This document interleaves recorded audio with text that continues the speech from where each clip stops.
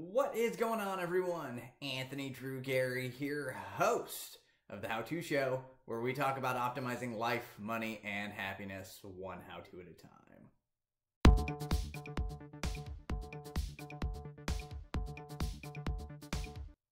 This week I'm going to do a video that I probably should have done a long time ago, but I'm just now getting around to getting more videos out there on real estate investing, and more specifically, if you are somebody who has any interest in renting out individual single-family houses and being an individual single-family landlord, the probably most important thing you can do to make investing go smoothly for you is know your numbers. And so today we're going to talk about how to run the numbers, the calculations for single-family real estate investing using what's known as the four-square method.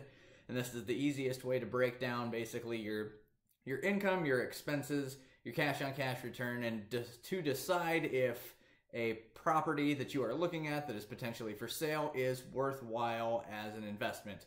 And so to do this appropriately, we're going to use some internet functions and some Excel and a little bit of graphics that I borrowed from Instagram, and we'll compile it all. And by the end of this video, you will be able to invest in real estate, or at least run the numbers on real estate investing so that you can try it for yourself. So let's switch over now.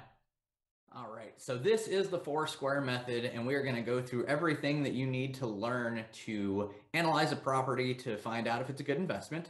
And the first thing we're going to start out with is your income, and this is a good snapshot of some of the ways that you can earn income by renting out your property. The most common line item that you're going to have here is your rent income, and so you can do this in one of two ways. You can do this either annually or you can do it by the month, but whatever way you choose, you have to be consistent with it. So we'll do this monthly just because I think that's the way that most people think about real estate and rental activity. So the first line item here is rental income. And so let's just use an example that the house that you're looking at, you found something that's either down the street from you or something that's for sale, and you think it might be a good rental property. So let's plug in there, maybe your rent could be $1,400 for that. But you don't know if that's a good number or not, so you need to validate that somehow. So let's switch over and we'll just do this the downright dirty way to do this is you'll jump over and you'll go to Homes for Rent on Zillow, and you'll find the area that house is in. And basically you want to make sure that you are somewhere in the neighborhood of the similar types of houses that are in your area. And so you can look at this and determine, the house you're looking at, is it bigger or smaller than these? Is it in better shape? Is it in a slightly better location? To start to push and pull whether or not your numbers would be equal to these. You can also start to look at these Zillow listings to find out how long they've been on the site. If they've been on the site less than 30 days, I'd say they're probably decent numbers. But if they've been on the site much more than that, you can start to decipher that maybe they're asking too much in rent, and you can start to push and pull your rent from that. And so, if maybe we're looking at a house in this general area, that $1,400 that we plugged in there probably works. So laundry income, this is probably more geared toward if you have rental apartments or you have some facility where you've got a bunch of coin-operated laundry machines. For most rental houses, you're either going to include the washer and dryer with the rent, or you're just not going to provide one. And so either way, that's going to be a zero for your income. Late fees are a double-edged sword. If you collect them, that means that your tenant's paid late. And so I like to estimate zero for that, because I would love to not have to have any late payments, not have to chase any of them down. Utility income is a situation where maybe you've got a unit that is connected to another unit and they share utility bills. In the instance of single-family homes, this is going to be another zero, because thankfully you're not going to be paying those, so you're not going to have to be reimbursed. When you start to think about storage or anything other outside of the ordinary, maybe there's a detached garage that you can rent separately. Maybe there's an opportunity, you're in an urban setting and you've got a couple of extra parking spaces that you can rent a la carte, things of that nature. That could drive some revenue toward the investment as a whole. But in suburban, typical single-family house real estate investing, this is going to be a zero. And so we're going to have minimal things for other income as well. And so the total monthly income, you add all these things up, it's 1,400 plus a bunch of zeros. So 1,400 is going to be your number for total monthly income. So then you have to start thinking about your expenses because your income has to cover all of these. And so these are not by any means all inclusive, but these are the good first steps toward thinking about what it's going to cost to be a landlord. And this is going to vary across the country based on the expectations.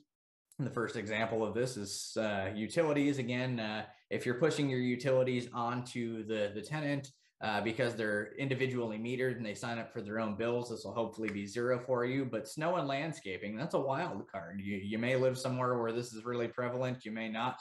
But so let's plug in a buffer just in case, and we'll say this is going to cost you $20 a month on average for the whole year, with the understanding that it may vary up and down, ebbs and flows throughout the year.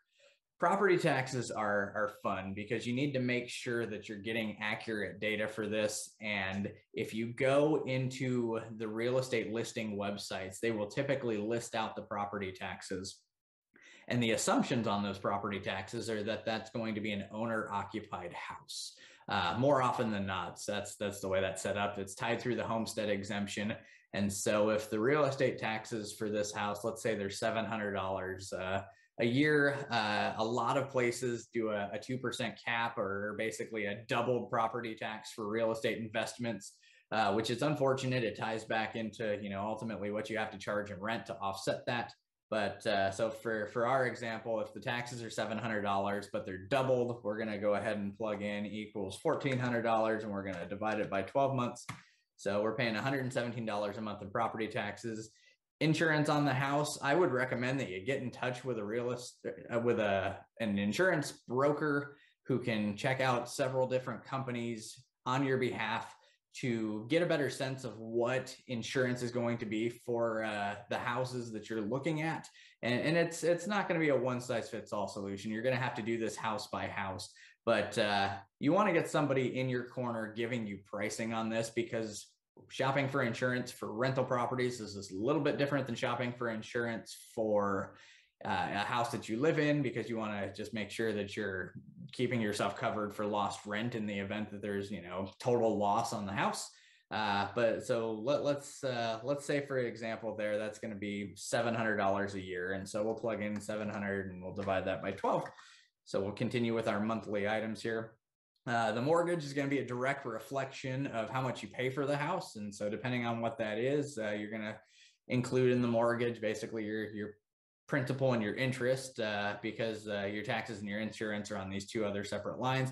I did an entire video on how to calculate how much house you can afford. Check out my channel. You can dive into that at a deeper level. But for the purposes of this house, assuming a 30-year mortgage, let's say that the mortgage on it's going to be somewhere in the neighborhood of $645. And so the next line here is vacancy. And the idea here is that you want to build in a buffer to understand that your house is going to be vacant some of the time, either through turnover or through tenants who midnight move on you, just situations that come up in the year. And over time, you can get better with this in terms of getting your turns quicker, to make sure that your downtime is minimized. But a lot of rules of thumb that I've seen suggest that this number could be as much as 1 month out of the year. And so when you factor in vacancy, it's basically that you're going to lose 1 month of rent each year. And so we're going to equal this into $1,400 worth of rent divided by 12. Means you need to factor in $117 per month in vacancy as an expense, because it won't be part of your income. So property management can go one of two ways. You can either manage the property yourself, or you can hire a property management company. Most property management companies work for between 5 and 15% of the rent that you collect, and they also usually collect a fee for placing a tenant in the unit. I personally self-manage my rental properties. I know that takes away from the passive allure of real estate investing, but I zero this number out. You may want to plug in $100 to $150, maybe $200 a month in property management, just to see if you have the ability to use a property manager and make your numbers still work. So let's go ahead and do that. We'll plug in 150 here. And so then we have two lines that I like to think of in the same breath. You have repairs and you have capital expenditures. Your repairs are the things that you're going to have to tackle over the course of the year just because things come up. You know, a toilet needs to be replaced. You have a garbage disposal that fails on you. You have window screens that you need to replace. Things of that nature. Just the every so often incidental repairs of living in a house. The same sorts of things where if you were doing this to your own house, you'd have to make these repairs. And so this will probably be somewhere in the neighborhood of $750 a year. And so we'll, again, divide that by 12 and get a number in there. Capital expenditures, you think of that a little bit differently than you do repairs because these are the big ticket items. These are the assumptions that every, 8 to 10 years, you're going to have to replace a water heater. Maybe every 15 years, you have to replace a furnace. Maybe every 15 years, you have to replace a roof. And so you have to get at least a comfort level with the condition of these items in the house that you are going to buy. If you are looking to buy a brand new house, these items are going to be relatively low for the first couple of years. If you're going to buy a flipped house, they may be low as well because all of these things may have been replaced recently. But if you are buying some sort of a fixer-upper, you may have to be out of pocket for these items early on in your investing. So you need to have some padding into your numbers to make sure that you can cover those expenses when they come. And so I would put in just ballpark it at $1,000 a year to make sure that you're covered on those things. Divide that one by 12 as well. Other expenses, we're going to leave that out for now because, this could be examples of very specific things, but I do want to draw attention to homeowners association dues. Check to see if you're in a homeowners association. If you have those dues, you'll plug those in there, and that'll help you decide, whether or not that's a factor in whether or not you buy the house. And so we'll go ahead and we will get all these numbers put together, and this equals out to $1,253. And so then we start to look at cash flow, and this is total monthly income minus expenses. So this will be equal to our $1,400 minus our $1,253. And so that's $147 a month in cash flow for this house. And so you can multiply that by 12 and get an idea of annual cash flow. And so you can make $1,764 hypothetically if everything in your assumptions goes right. This could be an investment that does generate revenue for you. And so the next thing you want to think on is cash on cash return. And so the easiest way I know how to explain that is that's the amount of money that you generate every year in profit, basically, as compared to the amount of money you have invested in the deal. And so the amount of money that you had to shell out upfront in your down payment, in your closing costs, in anything that you had to spend to get the property rent ready, all of those things put together, that's going to be your total cash invested. And so we'll say that, your annual cash flow, we know that one already, that's $1,764. But let's say you spent $25,000 on a down payment, and then you spent another $3,000 getting the house rent ready. And so that'll be $28,000. And so we'll do a division calculation, dividing that $1,764 by $2,800. And that will get you a number that we will have to round because I set up my sheet to do that. And so that's going to give you 0.063, which as a percentage is going to be a 6.3% cash on cash return. Not a great cash on cash return. Usually you want to see this number north of 10% at least. Anywhere from 12 to 15% and beyond is usually better. And so the question becomes, is this a good investment based on the information we know? Maybe. You have to make sure that your numbers are accurate. You have to make sure that that this is in an area where you feel comfortable about making the investment. And, if you don't like this 6.3, what can you do to either improve this annual cash flow number or decrease this total cash invested number? Is there something that you can do there? Can you put less money down? Can you find some way to generate more rent out of the property? Is there something that you can do to get that cash on cash return to look a little better? So that's really the nuts and the bolts of the Foursquare method.